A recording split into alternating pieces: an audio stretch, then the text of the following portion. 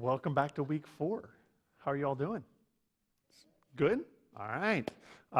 We are back this week with 2 fantastic guests joining us.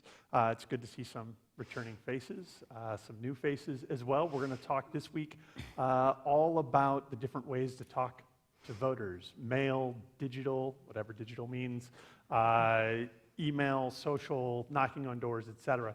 And I am super excited to introduce 2 not only colleagues but friends of mine.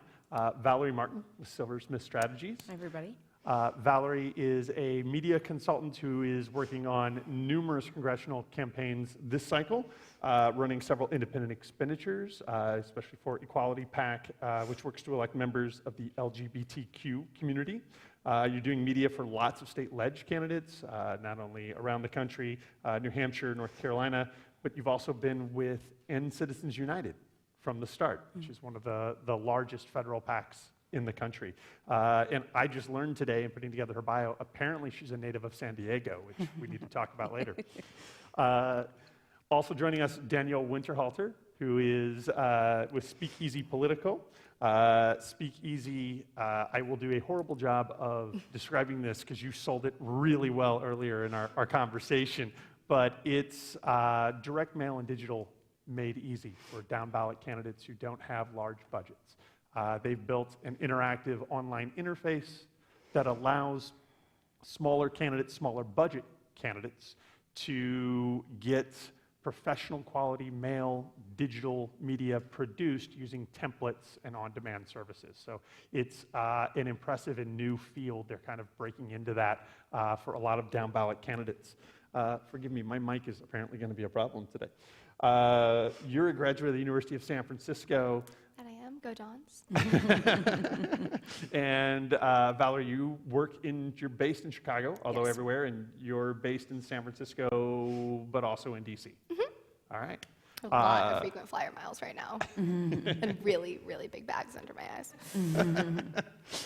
Well, thank you both for joining us. We're going to, just like in weeks past, we're going to have some fun. We're going to talk through some specifics and try to teach you guys a little bit about how campaigns work. As always, questions are welcome, encouraged. Just raise your hand as we go along. There'll be a Q&A at the end as well. When you do have a question, one of our student advisory board members in the back will bring a microphone to you. If you can wait till you get the microphone, and that way we can make you famous online and everybody can hear you then too, okay? Nobody wants to be famous online. Sadly, that's not true. There are a lot of people who do want to be famous online. All right, so let's just jump right in. If you all are both working on a lot of campaigns this cycle. When you first start working with a campaign, and how do you figure out? We have talked before about the data available to campaigns. We've talked about different ways that campaigns figure out who they want to talk to. How do you actually go about determining how do you talk to people? I mean, it used to be all TV. That was real simple. Maybe some mail. These days, if a candidate comes, how do you figure out how they get their message out? What kind of steps, what are you looking at? You know, I think the first thing we typically ask is, what's your budget? Because that's always, unfortunately, the best place to start in terms of, how much money do you have? And then how many voters are you trying to communicate with? And that second question is really complicated, and it involves, to your point earlier about data and how do you know exactly who you need to talk to and where they are. But the first step is, how much money do you have? And I know that sounds awfully crass and harsh, but it does help. And then I think asking about who the targets are, and also figuring out how much communication do you have to do. Is it the kind of race where your opponent has a lot of money? Are you already really well known? Do you already have really good name identification with the voters? For example, somebody who's running for re-election might be starting way ahead in terms of getting known by voters. So those are a lot of the questions that we start with, and it's a pretty complicated kind of formula to piece together what the right sort of cocktail is for talking to folks. And there's a lot of data that talks about the best communication strategy is what we call a multi-channel communication strategy. It's when you're talking to folks through TV, online, maybe in their email, you have a good press program, people are reading op-eds about you, you're running a direct mail program layered with a digital program with an overarching TV platform, but that is really expensive. And you see that in a lot of federal races, you see that with a lot of really well-funded IEs, presidential, obviously. But kind of to Valerie's point, that's kind of the Maserati of communication strategies. And then based on your budget and based on who you want to talk to in the electorate, we can then kind of take pieces out of that puzzle and figure out which strategies fit best with which people you're trying to talk to, and then build a car that fits kind of what you're working with. That's interesting. How do you determine who fits what category? Age and frequency of vote history is kind of two of probably the easiest, most predominant pieces to look at. Okay. And especially I work with a lot of down ballot candidates, and those are kind of the easiest ways to start to target people before you get into partisanship scores or commercial data or kind of all these other pieces that kind of take a lot of experience to know how to parse. But if you're kind of running a first-time race, or you're kind of looking at just an overarching, simple take at an electorate, kind of age and vote history. So to put you on the spot just a little bit, what's the difference between talking between a senior and a millennial, or the middle-aged white guy? Middle-aged, that's cute. Well, one, if you have the budget where you can speak differently to certain issues, you can talk to, a lot of millennials are really worried about access to affordable education, where a lot of folks over the age of 55 are worried about protecting Social Security and Medicaid, and rightly so. If you can parse your budget based on issue, then talking to folks about the issues that are most prevalent within their communities is a good way to start. We also find that Preroll, which is kind of that video you have to watch before you watch the latest Justin Bieber, which I might have watched last week, video on YouTube. Preroll is able to capture a lot of millennial attention, whereas you have a lot of folks who are working to stay informed, who are over the age of 50, who are watching the nightly news, and a cable buy is going to be a better place to put your money there if you're looking to talk to folks. The pre-roll is fascinating. How do you figure out how to get the pre-roll, that ad online, when you watch Justin Bieber, apparently, which we will need to discuss at another time? Because you have this really creepy thing called IP targeting, and you can target your voters based on, your internet address says something about you, and kind of, they know to target Danielle Winterhalter about October, who's over the age of 25 and is really going to need a vacation in January, to target me with a lot of travel ads right now, and it's working. That same information can be used to target about, I have a healthy amount of student loans, so I also get targeted with a lot of politicians talking about plans for making college more affordable. Maybe I should pay off my student loans instead of going on vacation, but that's another story for another day. This took a whole different turn in the conversation. So, okay, those, you can break them down by age. What are some of the other factors you can use? Not only issue, but how do you decide, how much money do you need to go up on television? How much money do you need for mail? How much do you need for digital, right? And I know there's no magic number, but how do you go about making that decision? Because clearly, I saw a little bit of TV here in Lawrence this week. Apparently, everybody's on television saying really bad things about everybody else. I bet. Yeah. I think it's a great question. Let me start with TV. Sure. With costs there. As you're well aware, because you do have a lot of competitive races that are on television in the Kansas City market, the cost of television now is extraordinarily expensive for political campaigns. And political campaigns are actually traditionally entitled to a lower rate than Coca-Cola, for example, or independent expenditures, so those third-party groups that are all over your television airwaves right now. And so candidates typically get a lower rate, but we're still sort of at the mercy of television station managers. They actually have enormous control over this. And it's sort of this fascinating and horrible process to figure out how the heck we know what TV is going to cost when you're trying to budget 6 months or a year out, because it's just really up to the whim of the station managers. And if there's a lot of advertisers competing for time and inventory, then they can really jack those prices up. So I'll give you an example here, actually from Kansas. 4 years ago during the Senate race, the starting cost per point in Wichita was, I think, $36, which basically translates to it would cost a candidate to about $36,000 to run one full ad on television for, call it a week or 10 days. $36,000. That's very inexpensive. And then there was a couple competitive races that popped up, including the U.S. Senate race. And the Kansas City Royals went to the World Series that year.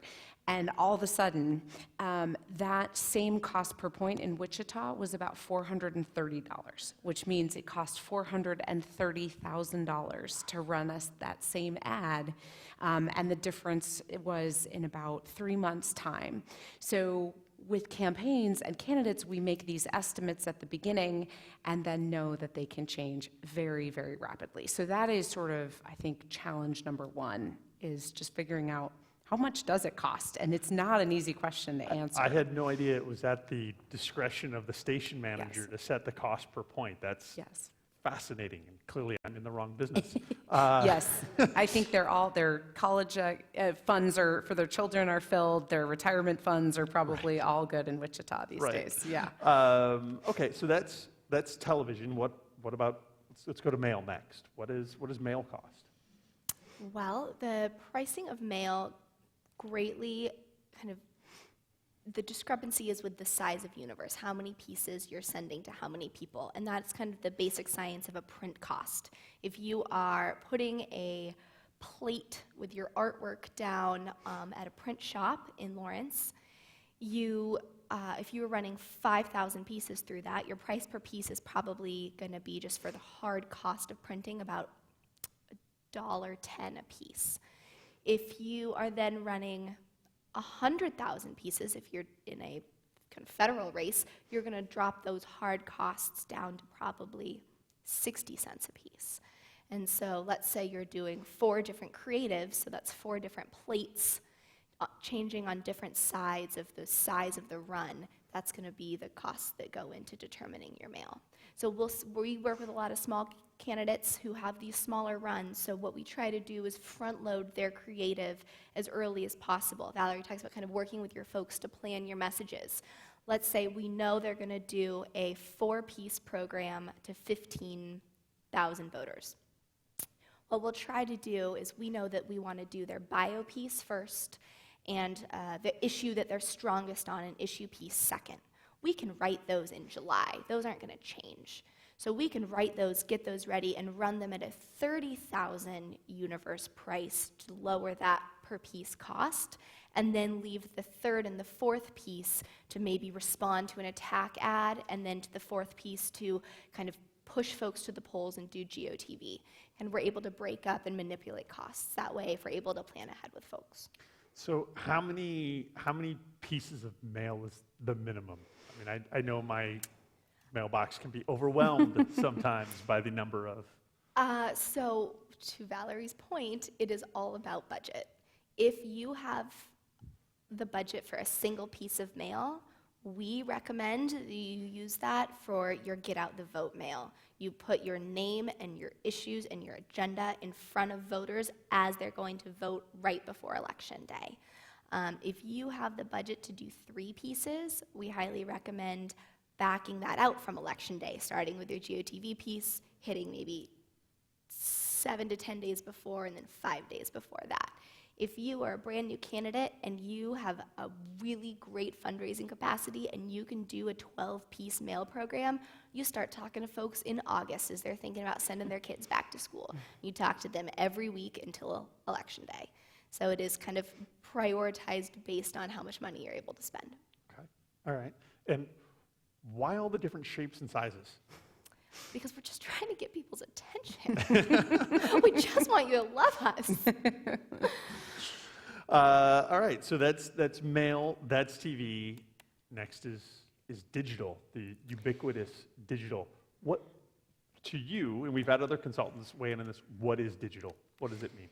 It is such a good question because more and more people are obviously watching TV programming on their phones or on their iPad or on their laptops. There's on demand. There's a lot of places where now those kind of lines are being blurred. I think traditional digital is, social media is just a tremendous way to connect with folks.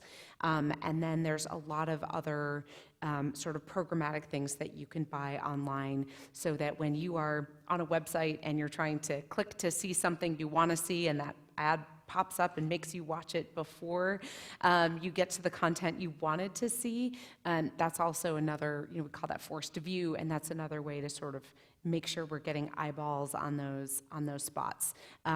But there's also things like Hulu now where you can be purchasing. There's audio streaming, like people who listen to Pandora, for example, and are getting advertising that way. So it just is, the thing that is interesting is digital. I think everyone is recognizing how important it is for whether, again, you're Coca-Cola trying to sell soda or whether you're a political campaign. That is it's a great way to connect with people, but it's also really fractured. Like there's a million different ways you can buy digital, and there's a million different style of ads that you could do. You can do static, banners that just sort of run alongside, or you could do 30-second video. You could do forced view or skippable video. You can do 6-second ads now. You can do carousel ads. What can you say in 6 seconds? It's very, Vote very for me. difficult. Yeah, right. It's very, very difficult. I think she's got a question. Yeah. Oh, hang on. Let me Oh, get yes. you Oh, a microphone. microphone. Sorry. Internet famous. Is it cheaper to do like the Hulu, Pandora, like YouTube things than it is to do a TV commercial? So I always hate answering a question with "it depends," but it depends. I think that the trick is how efficient is it in talking to the people you want to talk to. And so there's sort of this general idea of this is how much TV costs, or this is how much it costs to run a digital ad.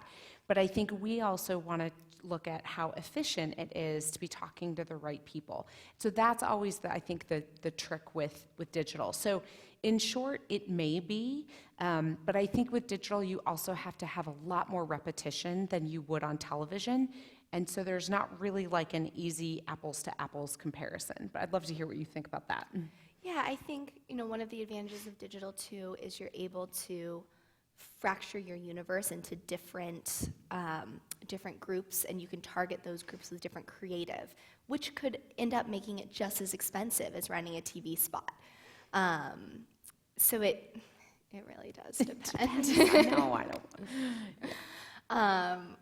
But we have some, again, we work with a lot of smaller budget candidates, and we have folks that with the new technology on like your iPhone, you can cut a pretty decent 6-second spot between, if you're the candidate and I'm the campaign manager, and I can maybe cut a quick spot and put that on Facebook and run that, put some money behind it. So you're able to see the access level change a little bit. That's not going to have the same maybe impact of sophistication of a larger production, but it does kind of offer that option to folks. And digital also, I think, has the ability to drive different kinds of conversions, and different kinds of digital can drive different kinds of conversions. So you're going to have some ads where you just want to increase a name ID, but you're going to have some ads like display or a Facebook carousel where you're going to want to talk to somebody and ask them to do something. You're going to want to ask them to sign a petition or donate $5 or come volunteer. And that kind of addressable media is one of the advantages, I think, of digital, to be able to motivate people. You can serve an ad to people who you know have given you $5 and ask them to come volunteer and knock doors with you on Saturday. And that message is probably going to go further to that universe than it is just the general electorate. And I would add too that, as an example, if a campaign is trying to target, let's say, white males under the age of 30, broadcast television is probably a terrible way to talk to those folks. Unless you're running, live sports, that's a great way to talk to those guys.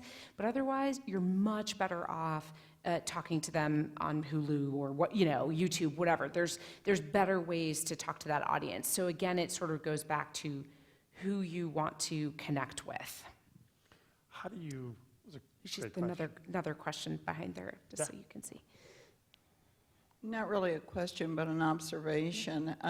My brain exercise on a daily basis is 5 rounds of solitaire on Microsoft.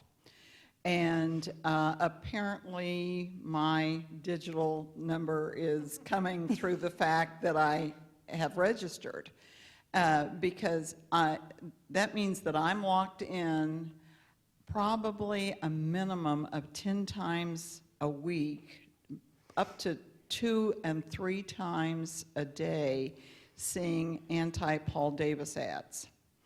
And you can't opt out of those, unless I want to buy the use.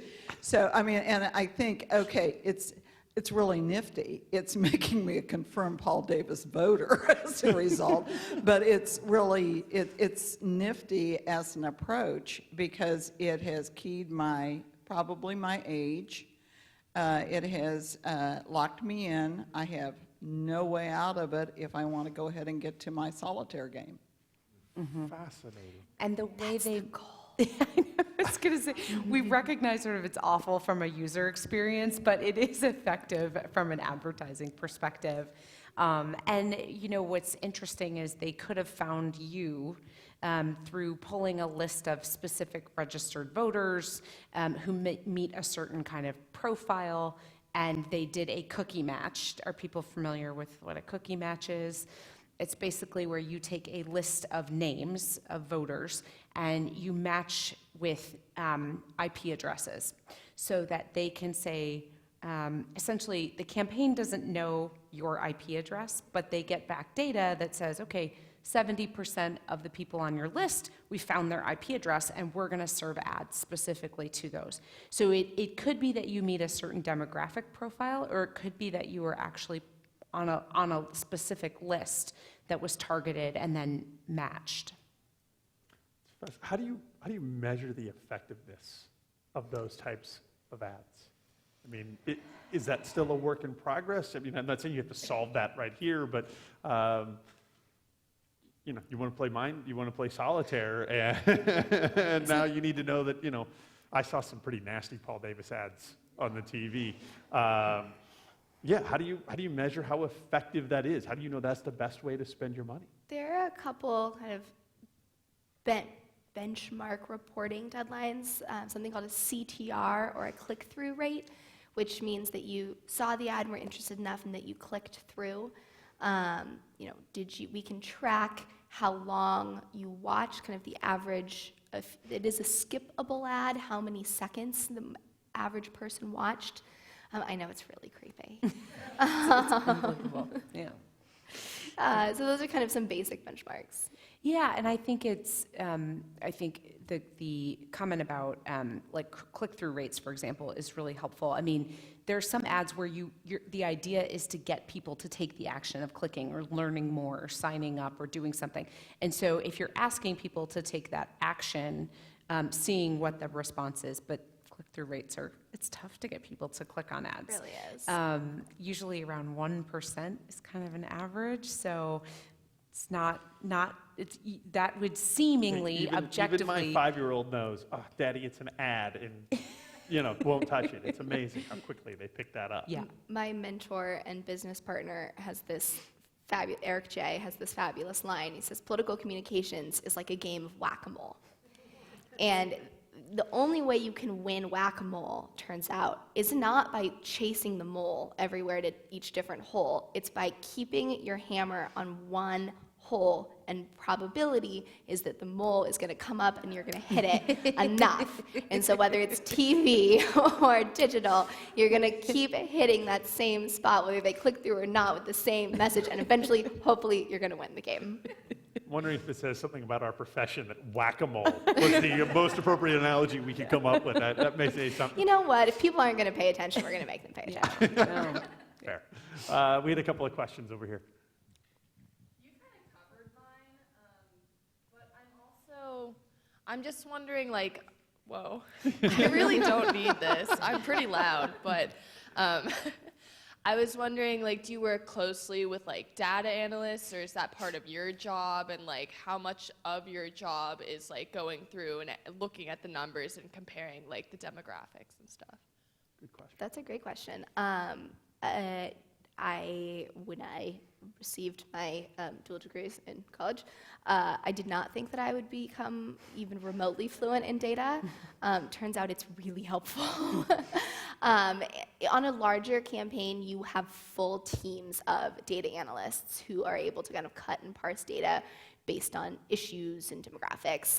But as you work in the political space, you learn a lot about kind of the value of being able to talk to people about what interests them and what motivates them, and finding that place to connect.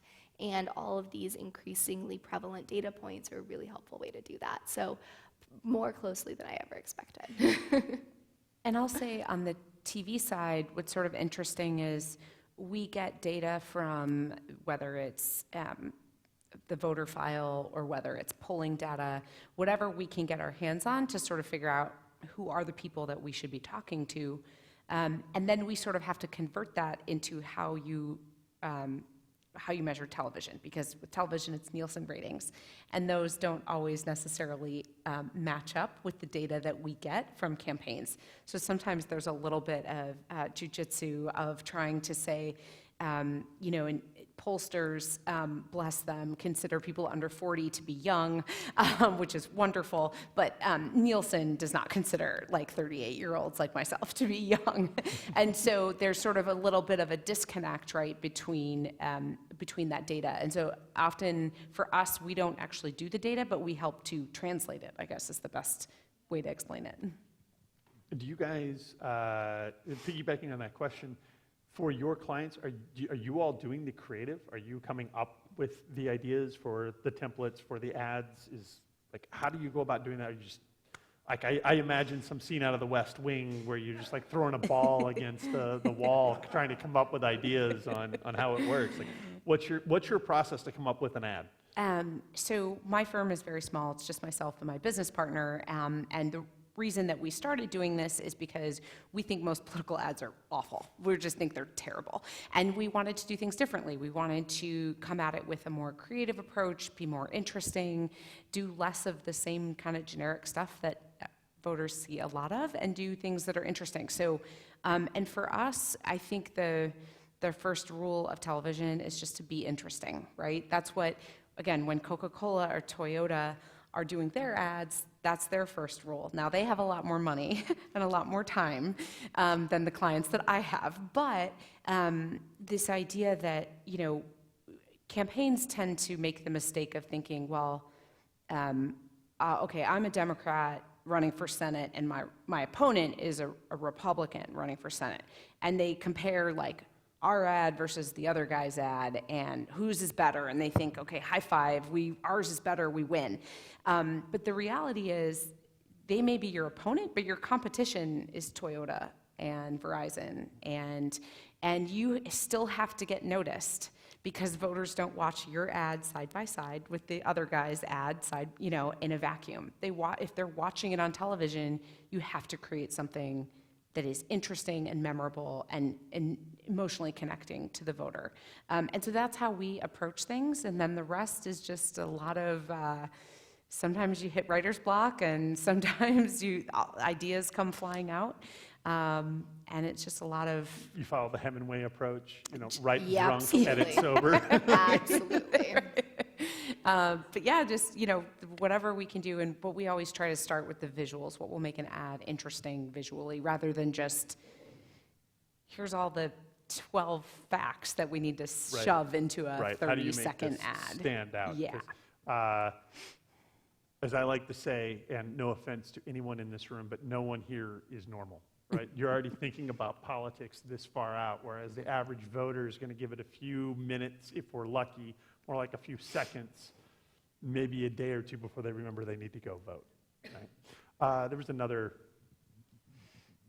This sort of goes back all the way to like the Paul Davis question. I'm on the other side of the spectrum. I just moved here from Chicago, and I'm getting like absolutely berated by these liberal Paul Davis ads. And everybody I've ever talked to says that these ads serve nothing but to deter them from that like politician. So what purpose do those like attack ads serve? Because I've never heard them do any good. That's a great question. Did you read my notes? That's awesome.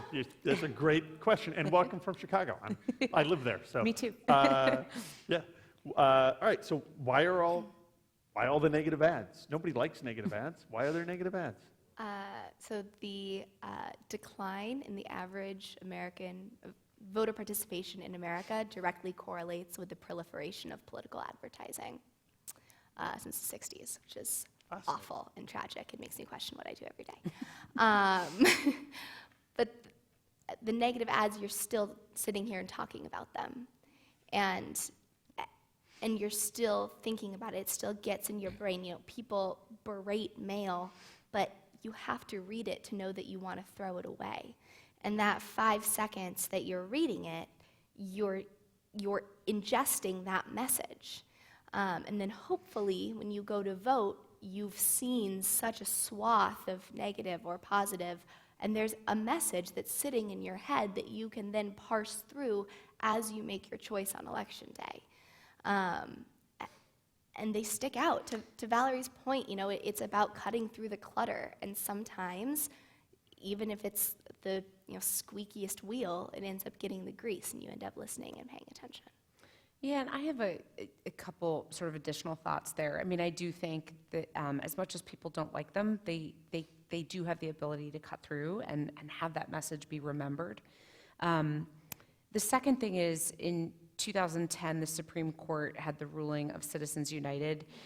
Folks might be familiar with that. And just some interesting statistics about that. So before that decision, about 1/3 of the communication in any given campaign was from outside groups. And by any given campaign, I don't mean sort of like smaller, like a state legislative race. I mean like U.S. Senate or federal races. Yeah.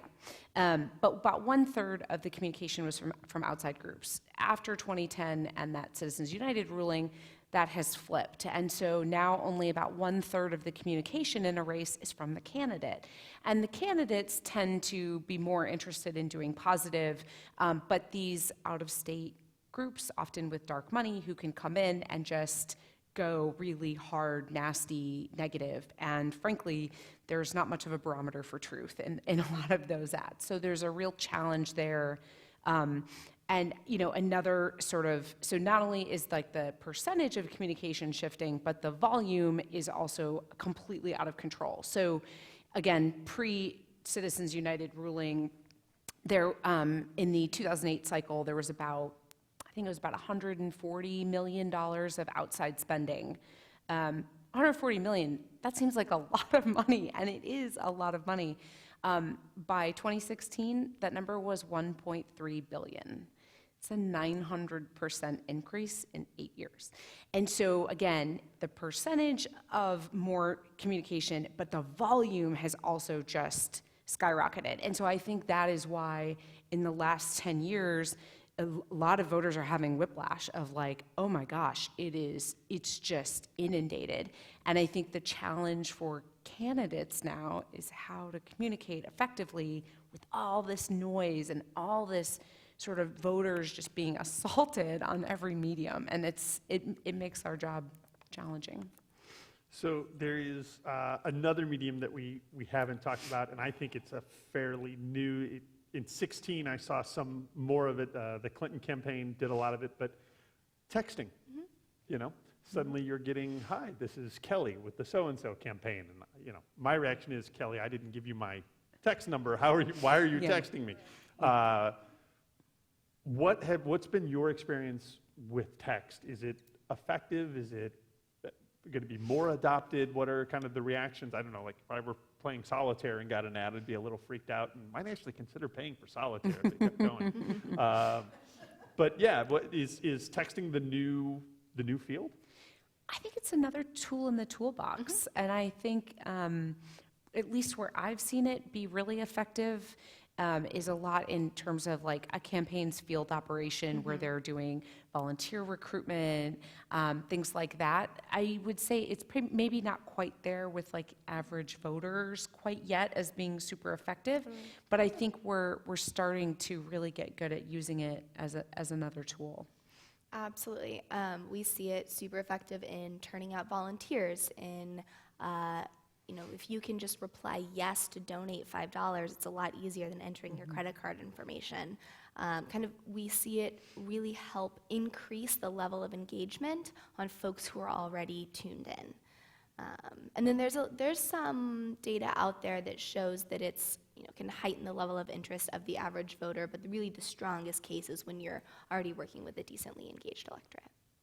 So one of the things that I've seen a lot this year have been the viral video, right? Whether it, and just given my natural inclination, it's been a lot more on the Democratic side. I'm certain they're on the Republican as well, but MJ Hagar and others who have these videos that you see everywhere on Facebook. Amy McGrath is another Amy good, McGrath, yes.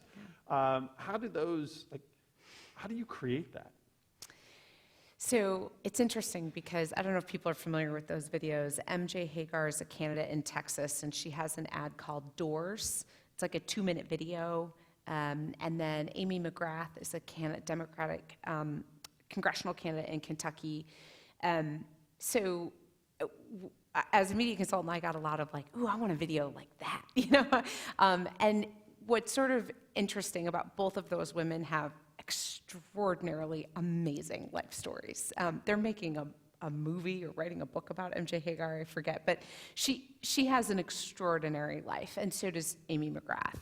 And so I think that's sort of the first thing, is that their stories are truly extraordinary, and that you can't make a 2-minute video about an extraordinary person unless you have that person. And so that's sort of... You're only as good as the material you have to work yes, with? Is that what you... Yes. And the other thing is, each of those videos, I guarantee they cost at least $50,000. And those were gambles by those campaigns. And I think smart and clearly effective gambles. Those risks paid off. But the campaigns, a lot of times the ones that we work with, the idea of a $50,000 video. And that's just for production. We're just to shoot the ad.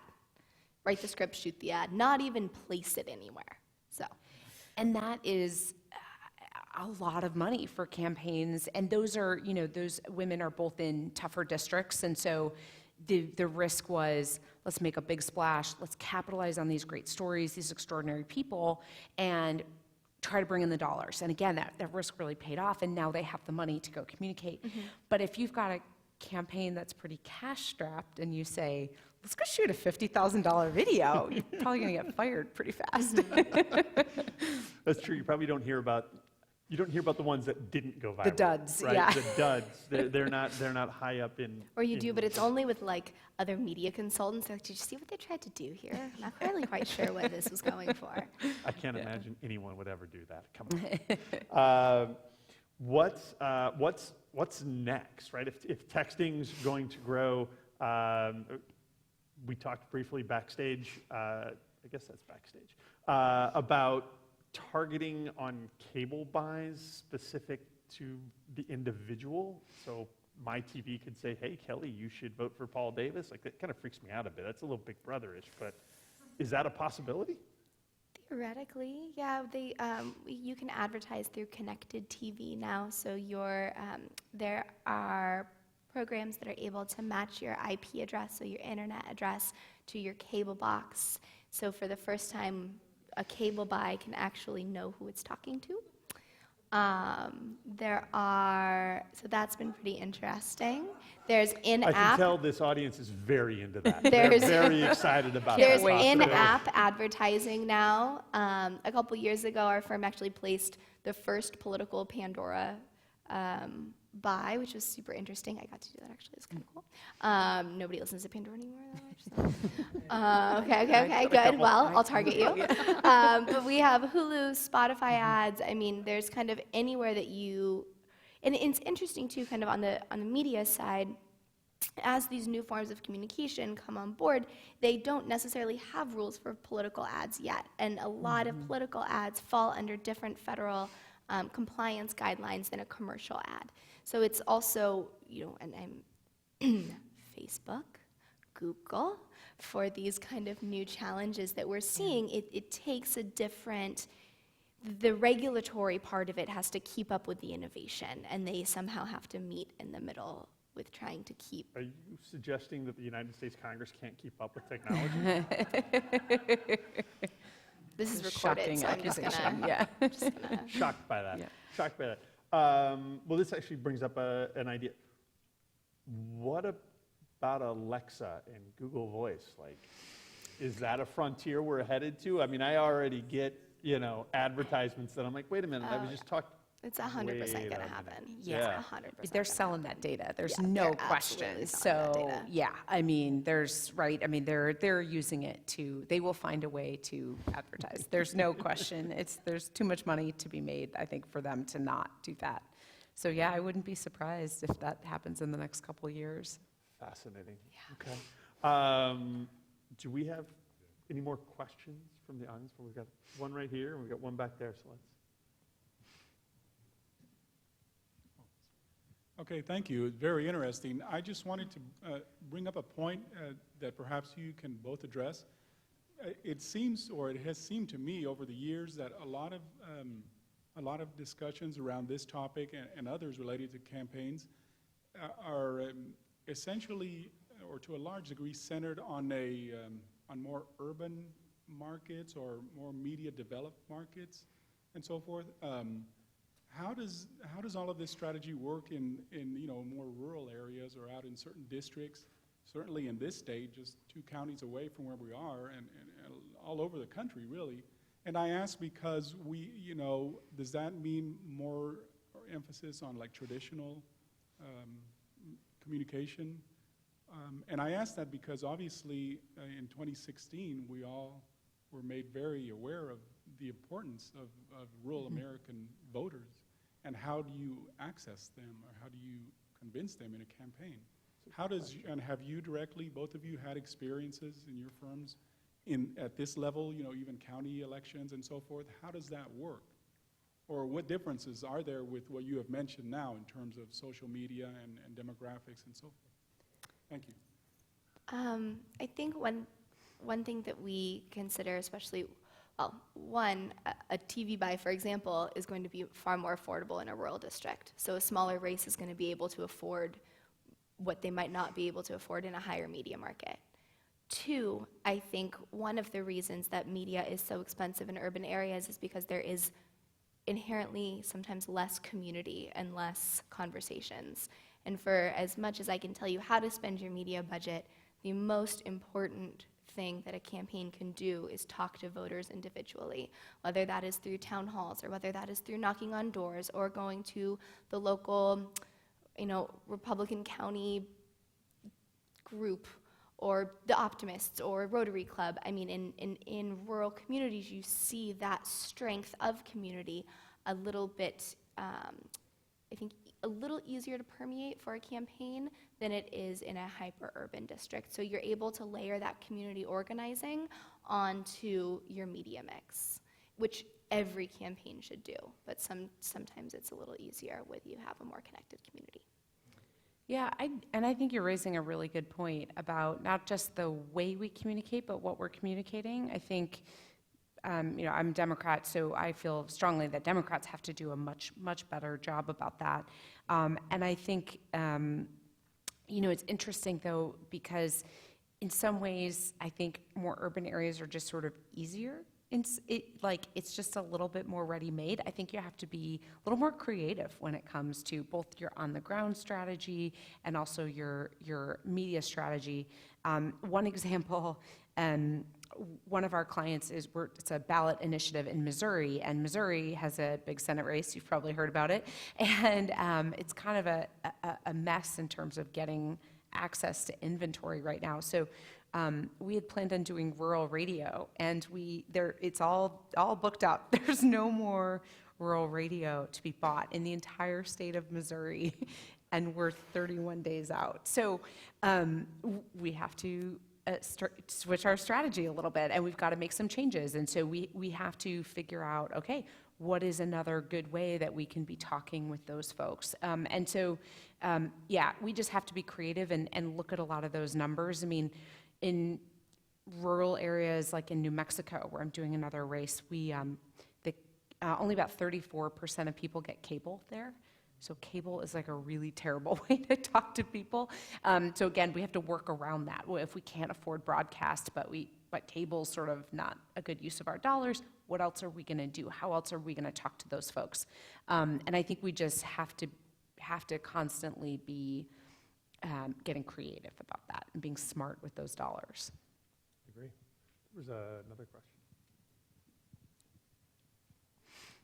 This is like very young and new of me to say, but with like gifs and memes and all of that stuff, how do you guys like rely on voters to like create those things? I mean, a lot of the time I think you would make a negative meme about the candidate you don't like, but do those things have an effect on?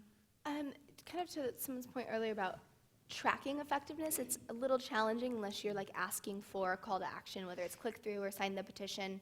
And those are kind of most easily shared on social media, where you're still only capturing a little bit of your electorate. But we have seen a lot of campaigns start to use them. It's also a good kind of, I think, motivator for folks who are paying attention or following your political page to engage with a new, fresh kind of content. I've recently seen in some of the campaigns that one of my business partners is working on a lot of get out the vote or register to vote gifts. So to kind of, again, draw to a specific action and talk about one specific piece of the campaign. So that's a great point. And sort of a slightly different sort of take on your question a little bit, but I think what Danielle just said about like fresh content and everything is so important, and we encourage our candidates now all the time to just do Facebook Live or just record a 20-second quick, I was out knocking on doors and this cool thing happened, or tell a funny story, or the content that doesn't have to be so explicitly political or issue-based, or so narrowly focused on the campaign. It can be personal, and sort of the best example of that right now is Beto O'Rourke. I don't know if people have been following, but like him playing the air drums the other day, people, he so clearly got some head nods. They got like 1 million views in 24 hours or something crazy. Like Rolling Stone did a piece on it because Beto O'Rourke, this candidate for Senate in Texas, was playing air drums to The Who, like in his car. And it just, and he did, he played them very well.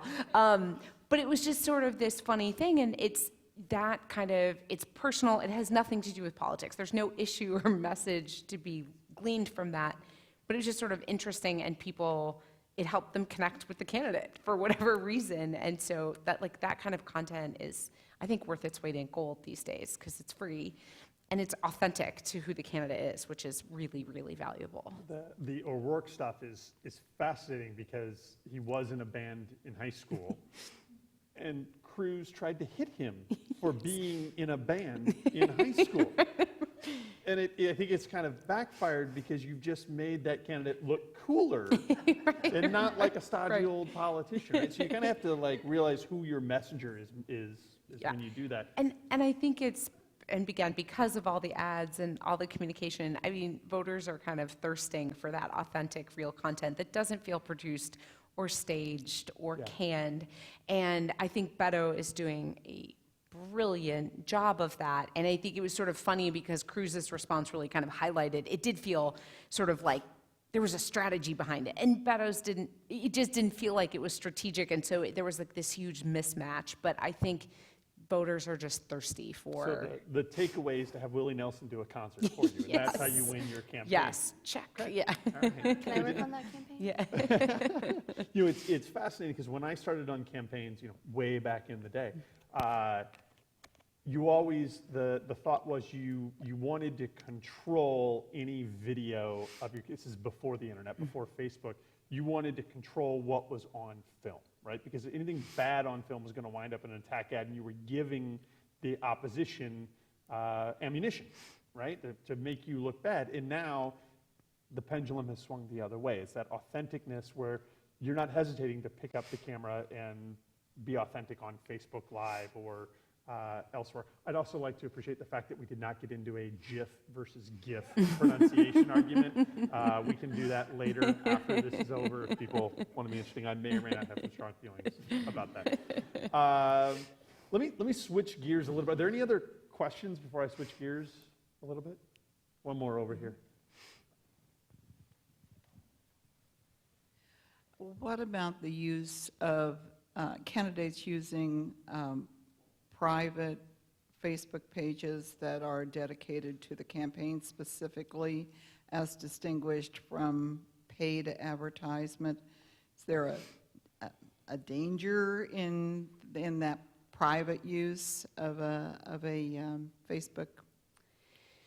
Well, at this point, so the good news is if any paid dollars are going behind anything, at Facebook now, there has to be complete total disclosure so that any ad that you're seeing on Facebook, there is a paid for by. So I there's have to always send in my driver's license to Facebook. I have to be a verified advertiser. They know my social security number. It's really great for voters. Yeah. It's almost harder to get on an airplane now than it is to buy. It's almost harder to buy political advertising on Facebook Yeah. than it is to get on an airplane. Yeah. So that's sort of the good news is that I think now there's a whole heck of a lot more transparency. And then I think that, you know, candidates, it's always that mix if they take a personal page and turn it into a campaign page, because there's might be silly things or goofy things or embarrassing things that sort of exist, but once it's converted to public profile, it's sort of. The one I'm thinking about specifically, the person's maintaining her private page, but then has her own Campaign page? campaigns page. Yeah. That's really, really common.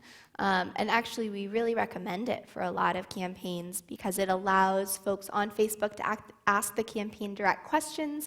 It allows the campaign to advertise events. They are able to run any advertising through that page. And they can kind of do their Facebook Live, and they could keep content that is campaign specific dedicated to that page. So we see that kind of all over. Mm-hmm. And same with Twitter, too, people keeping all their social media accounts sort of separate and pure. Yeah, it's one of the things we recommend when we do trainings for candidates is that if you're going to run, you set up a private Facebook, you make your personal account private and set up a Facebook page for your campaign and keep the two separate, because you don't need the public taking a look at all the pictures of your family and crazy friends and et cetera. There's a Kavanaugh. No, I'm not going to go down there. Let's not. Yeah. Other thoughts, questions? All right, I want to switch gears just briefly. Oh yeah, please, go ahead. Well, first of all, I'm a victim of Steve Watkins' attack on my Pandora, and I'm tired of interrupting my Baroque music. Got your attention, though, didn't it? But I get the Paul Davis negative ads on my Facebook page. My question is, well, first of all, I'm involved with organizations that buy your products, and I'm generally disappointed. I don't think they work. And I'd like to know if celebrity endorsements are effective. Ooh, good question. Well, I haven't seen any data that directly correlates a celebrity endorsement to an increase in voter turnout. I want to vote, not just eyeballs. I haven't personally seen any data that backs that up. I can tell you anecdotally that if, you know, those kind of rock the vote commercials that were targeting millennials, lots of celebrities, I think we see awareness raised. But I haven't seen any data that produces a correlation. I haven't either, but I will say, like, before I did media, I was a campaign manager, and the idea of somebody sort of famous coming to like a college campus like here and, you know, doing a get out the vote rally, Right. or a registration drive, just felt like gold. You know, that felt, and again, we couldn't necessarily, tons of data on it, but you know, helping to register was always like a big Right. thing that you could quantify. I don't have any numbers off the top of my head, but you know, but voting to like those kinds of GOTV pushes, I think, particularly for young audiences, can be incredibly helpful. And there's a little bit of, I guess, if you were to look at donations that are raised off of a celebrity endorsement, that is a pretty good data point. And then one could argue that, you know, 2008 probably saw the largest influx of celebrity endorsement, which also then saw the highest influx of millennial voters. So something, trying to make it relatable. Just to complement both of that, on campaigns that I have been on, we have used celebrity endorsement more to motivate volunteers and supporters, and using that then to motivate them to get out and do more, right? We had members of the West Wing cast come in for Senator Jean Carnahan, and through huge rallies, but the point of getting into those was, we need your help. Sign up for 3 shifts before you leave, right? So there are ways to leverage those if you get the right celebrity, right? And that really depends on your connection and the race. How'd you guys get started in politics? This is one, like, I've had some feedback over the weeks, and this is a question that individuals have asked me to ask. So how'd you get your first start in politics? So I was a poli-sci major in college just because I found it interesting and thought maybe I would go to law school, or after graduation was the typical, you know, post-grad living at home with my parents and didn't know what I wanted to be when I grew up. And I started working on a campaign. I thought it'd be fun, and I'll just sort of get this one, you know, I'll just say I did it once, and I just really got hooked. And I know it's such a kind of bizarre life. So I did like the first 10 years of my career after college. I mean, I moved all over the place. I was like one of those weird, like, gypsy people who goes where there's a good race, and lived in like 8 states, 9 years or something. And I don't know, like, it was a kind of a funny thing where people would be like, what, you're volunteering? But no, it's a job. And my parents didn't understand it. And then finally I was like, I have health insurance. And they were like, fine, just send us a postcard. You're going to be all right. So yeah, I just kind of fell into it and absolutely loved it. And I just haven't stopped since. One of the ways I knew I was growing up was when I could no longer fit everything I technically owned into the back of my car. So I moved in, and I was like, wait a minute, what do I do with this? I don't understand. Like, it won't fit in a hatchback. I worked my first campaign when I was 14. I was a volunteer. My parents are both phenomenal public servants. My mom's the homeless liaison for a school district, and my dad is the director of sustainability for a county. So I grew up marking up bills with my dad at the dining room table, and then hearing my mom's stories and how, you know, one line and one piece of policy can mean the difference of someone having health care, can mean the difference of someone going to college, can mean the difference of someone getting assistance that month. And that stark reality for me, kind of really young, made me interested in being some sort of liaison between the public and policy, because not everyone has the luxury of spending a lot of time reading about all the issues. Not everybody has the luxury of getting to stay up to date on the news. I get behind on the news, and it's my job to stay informed. And so I kind of was really interested in finding a way to operate at that intersection. My parents are also 2 people who should be in public office but will never run for public office. So I kind of wanted to find a way to be that middle. And I started working campaigns when I was 14, and I've had the privilege, you know, people say nasty, nasty things about the political space, and it is a tough industry to be in right now, but it is filled with really good people. You know, both sides of the aisle, people are fighting for what they care about and what they value, and I'm really privileged to work with really talented, passionate people every day, and it's kind of kept me in it. You know, people fighting for those who can't necessarily fight for themselves. So I'm not leaving anytime soon, although some weeks are harder than others. 31 days. 31 days. What's your favorite or best moment on a campaign? Like what if someone asks, like maybe in advance, had told you they were going to ask. Not I to put wish some you had pressure emailed about on that you. one. Yeah. Well, one of my favorites was I worked for Claire McCaskill in 2006. For me, that was an incredibly fascinating race. It really felt like it was at the heart of, it was sort of the heartbeat of that election. It came down to Claire and a couple other Senate races. And I think to Danielle's point, I got to know Claire and her family really well and just really cared about the outcome of that race. And it was just sort of amazing to be at kind of the epicenter of taking back the Senate for me personally as a Democrat, as well as just, it was an incredibly tough and challenging and hard fought campaign. So that one was, I think for me, like a really proud moment. So the greatest part about campaigns is then if you do them right, you get to govern.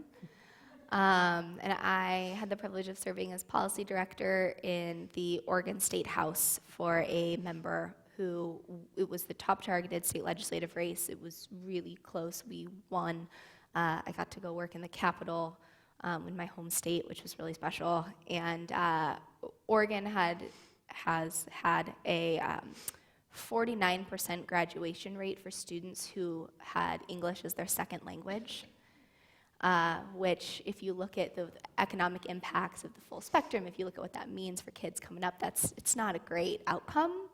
And the representative I worked for was Hispanic, and this was a super important issue to him. And because of his perspective and where he came from and the swing we had as being in that district, it meant that we built a coalition that year that completely rebuilt the way English language learning is taught in the state of Oregon, bringing in experts from all over the country, and a bipartisan bill, by the way, passed unanimously out of both chambers.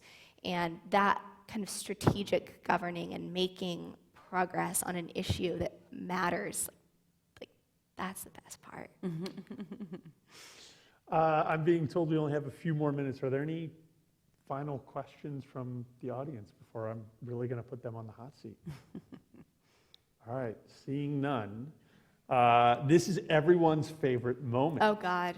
I don't know who's running for president, Kelly. Yeah. But I can tell you who I hope runs for president. Well, then let's do that. Who do you hope runs for president? Pass. All right, no, what I was going to ask are predictions for 18. What's going to happen with the House and with the Senate and any other prognostications that you'd like to make, and it's all being recorded for posterity. Oh, no. Now, yeah, it really is the hot seat. So I have a...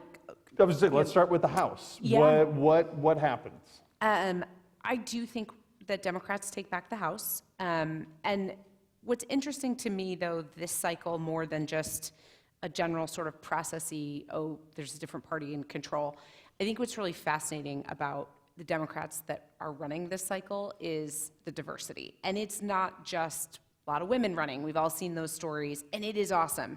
And a lot of African Americans running. We've all seen those stories. It is awesome.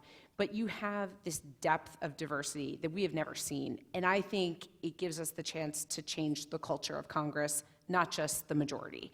And it is fascinating to me what we can do. So when I think about, there's an African American female nurse in Chicago area who is running. There's a openly gay Air Force veteran Latina running in Texas who might win. There's even in more conservative districts, there are people who are going to reject corporate PAC money. That's like kind of that's a form of diversity, I think, when you're talking about Congress.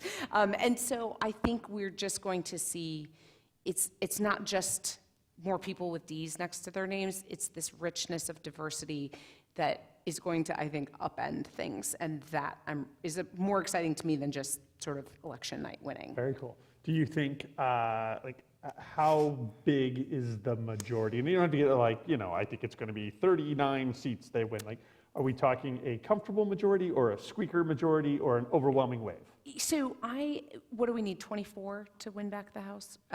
I think I wouldn't be shocked if we get to 30 to 35 wins, but that still is hardly a super majority. That's going to be a relatively divided House, and I do think you're going to have, there's going to be some conservative Democrats who win, and there'll be some moderate Republicans. There's not many of those left anymore, unfortunately.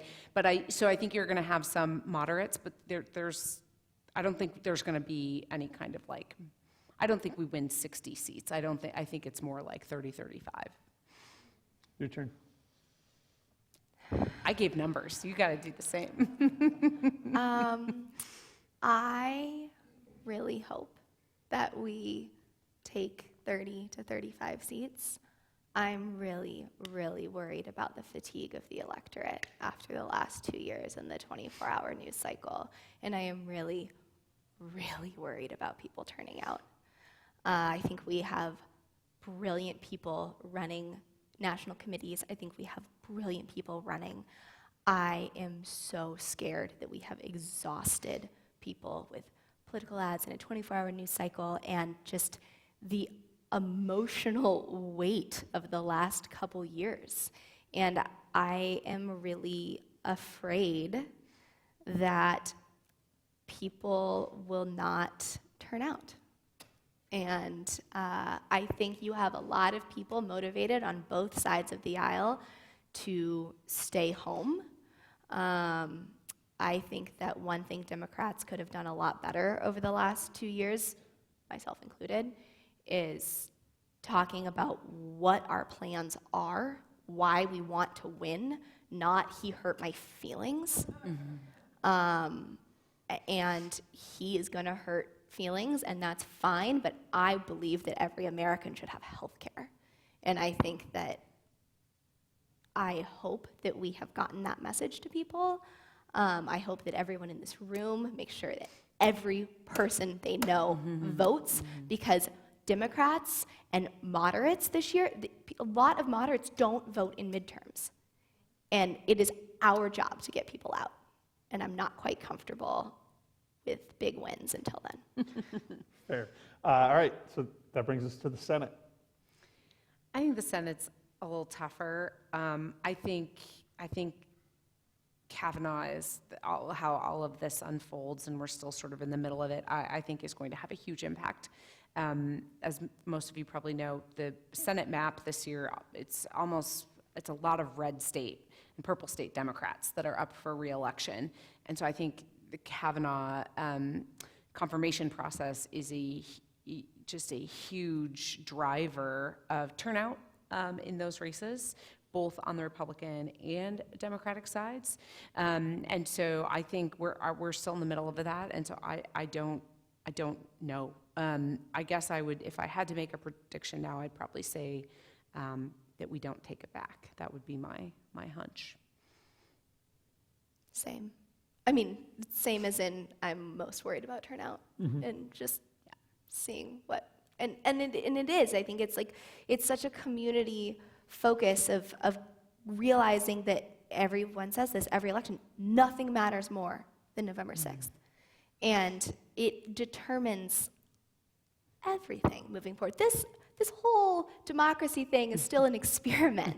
And if we can't get people to turn out this year and come out and fight for something, then we are going to have to take a hard look at what we're doing. Yeah. Well, I want to thank you both very much for coming out to the Dole Center. We greatly appreciate it. Thank you, the audience, for coming out and being a part of this. We're going to be back next week talking about polling and how it works, how it's changed. I'm going to throw out my plug for any students who are here who aren't members of the Student Advisory Board to check it out and be a part of it. And thank you to our board members who helped out today. Thank you, everyone, for coming. We'll see you next week. Thank you. Great questions.